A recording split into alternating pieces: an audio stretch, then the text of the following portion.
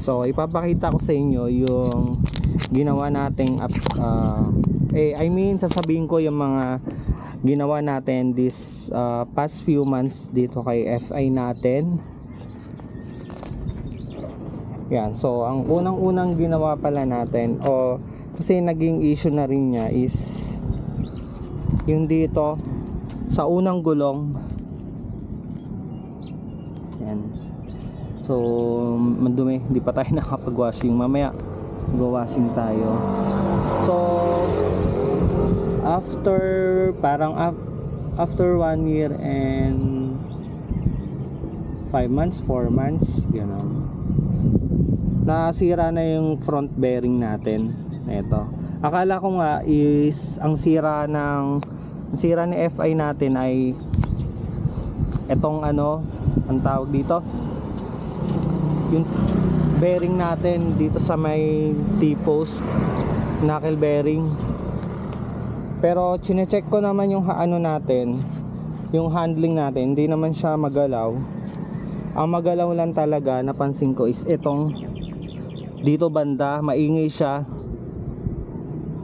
parang may tumutunog. So pinapacheck ko pala sa unang shop na pinuntahan ko. Ayaw tingnan. Gusto is may dala akong agad na parts. So paano ko malalaman kung ano talaga yung sira, diba?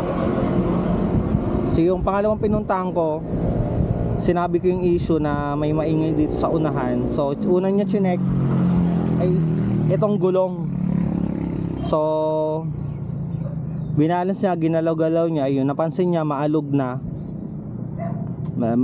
So yun yung naging niya talaga, issue niya.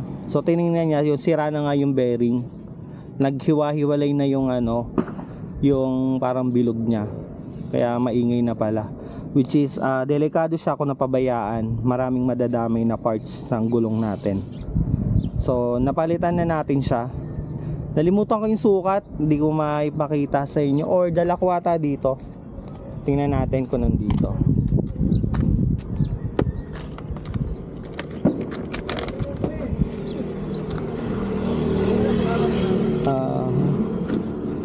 Tingnan natin, parang nandito naman ata yun. Ay wala, nandun pala sa ko. Tinanggal ko na pala dito. Wala pa na dito. Ayun, pero ayun, swerte nga at merong available na kasukat na bearing ni 150 FI natin. So napalitan na siya, nawala na yung issue, nawala na as in yung maingay sa dito sa unahan. So totoo na ang issue niya is yung bearing talaga dito sa may gulong, sa front. Yan. And then yung pangalawa natin ay yung belt natin. So bumigay na, hindi naman totally bumigay na as in durog talaga yung stock belt natin, pero nagkaano na siya, kumiwalay na yung niya, yung parang puti. Basta nagkaroon ng maano na, yung may tendency na talagang madurog na rin. So buti chinek ko siya, and then sakto umorder na rin kasi ako ng belt na pang RFI 150 yun. So yun yung ipinalit natin. So far na testing ko na rin siya long ride, which is from Cabuyao to Makati. Ayun, so binyahe ko siya balikan.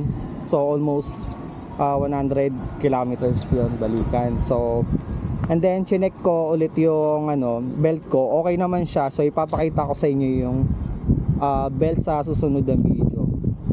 So gusto ko kasi matesting pa ulit, and then i-check natin ulit kung magkakalamat ba yung RFI belt na bando belt. Yun, in order ko pa yun sa TikTok.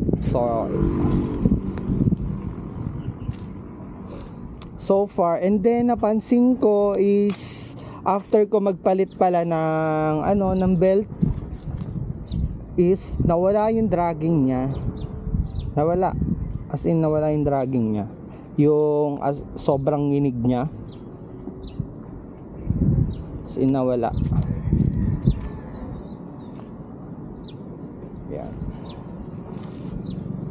So so far maganda, goods. Parang napansin ko is nag-improve yung performance ni 150 Fi after ko magpalit ng belt. And then nagpalit rin pala ako ng ng bola. Nag-add ako ng 13. So combi siya, stock tapos 13 na bola. So feeling ko mas gumanda yung performance niya. Ang bilis niya ma-reach yung 100 Mabilis niya ma-reach yung 100. So sana may pakita ko sa inyo yun sa mga susunod na video natin. Ipapakita ko sa inyo kung totoo ba yung sinasabi ko mabilis na ma-reach yung 100. Nakakuha ko agad ng 110. Kaso nabitin na kasi ako sa daanan. Kasi parang ang bilis niya masyado. Hindi naman totally, hindi naman natin ino-overhype si 150 Fi natin, pero mabilis talaga, pero hindi naman natin siya pwede i-compare talaga sa iba na 4 valve. Ito is 2 valve lang. Pero masasabi ko na andun yung niya, yung lakas niya, hatak niya. Yan. And then magbigay naman tayo ng kung may nasira ba dito sa natin 150 Fi natin. So una, fender sa mga casing niya. So far sa almost 2 years niya, wala pa tayong nasisira na tingin ko wala pa talaga. Okay pa mga fairings natin medyo madumi lang.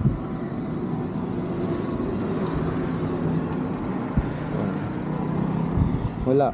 Ayan, i-check natin, ikutan natin para makita nyo rin. Dito wala rin naman dito. Ayan, wala rin naman, wala.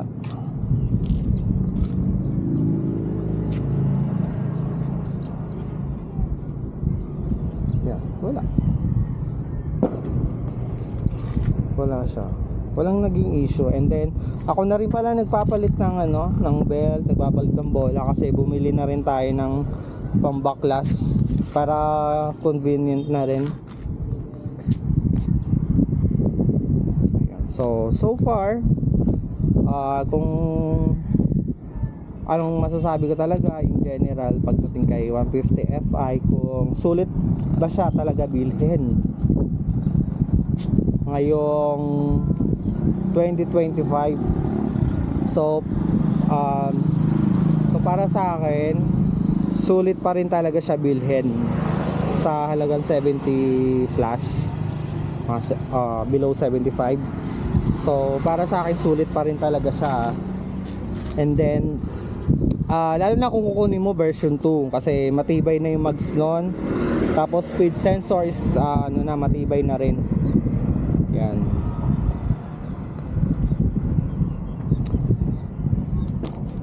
Yun lang. So yan. So shoutout nga pala sa mga ka 150 Fi natin dyan. So ride safe. Yan. So sa Team White,